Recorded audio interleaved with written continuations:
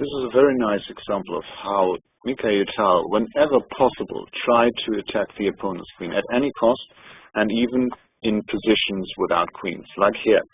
Black is to play, black is Tal, and here he found a remarkable concept. He played h6.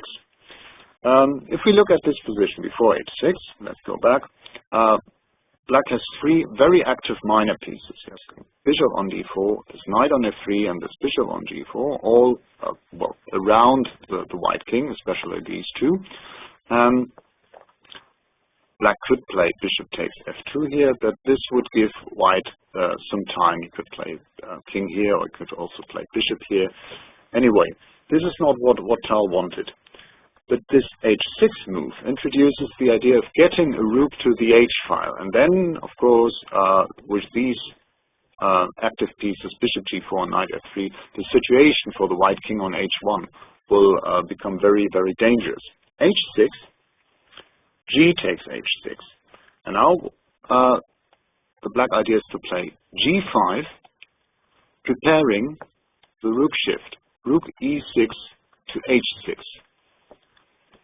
But he has to prepare this. He has to be precise about this. So he plays in this position after pawn takes, bishop takes c3, which is surprising, but the idea is white takes back. If black in this position plays g5 immediately, this gives white the chance to play rook takes d4, which means an exchange sacrifice in case of knight takes d4. Bishop g5 here, white is absolutely fine.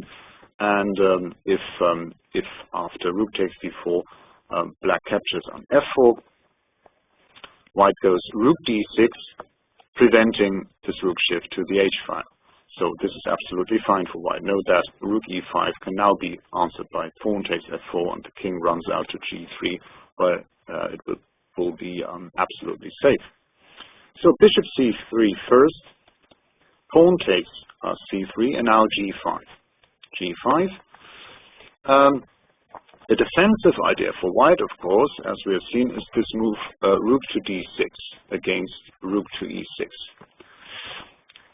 How can white maintain this idea? The only move to play is bishop c7. Otherwise, black goes here and takes here. And here the question is, what did Tal do? How would you continue black's attack now? Rook e6 is the idea. Can he play it immediately? Can he prepare it? What would you do as black here?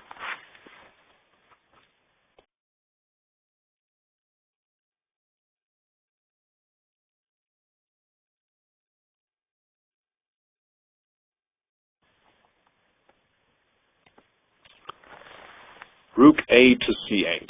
Excellent. You've seen that this bishop on c7 is the backbone of white's defense, and black is attacking this backbone. Yeah, the point you have to see is, of course, what happens if white now takes on b7, and I'm pretty sure you have seen that.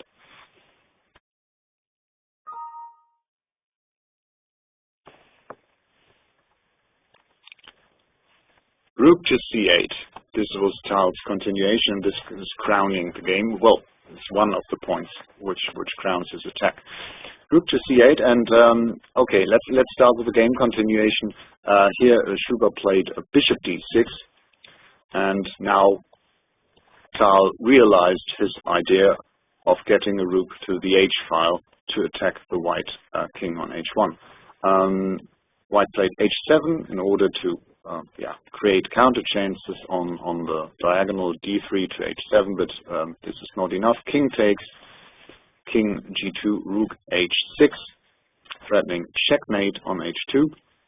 Now came bishop d3, and this leaves the bishop on d6 on freeze. Rook takes e5, check, and now black simply captured on d3. Rook takes and bishop f5, and black got a decisive material advantage. Instead of bishop d3, after, for example, bishop c4,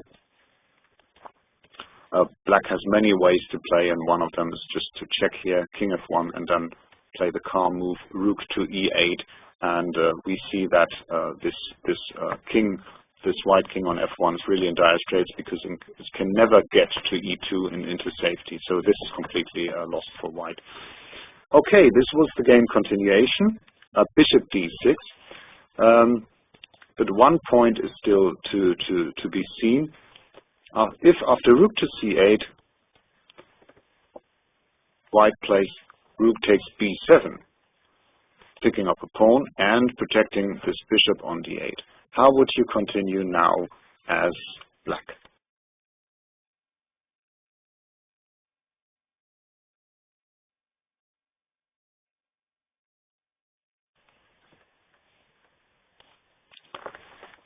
Rook to e6.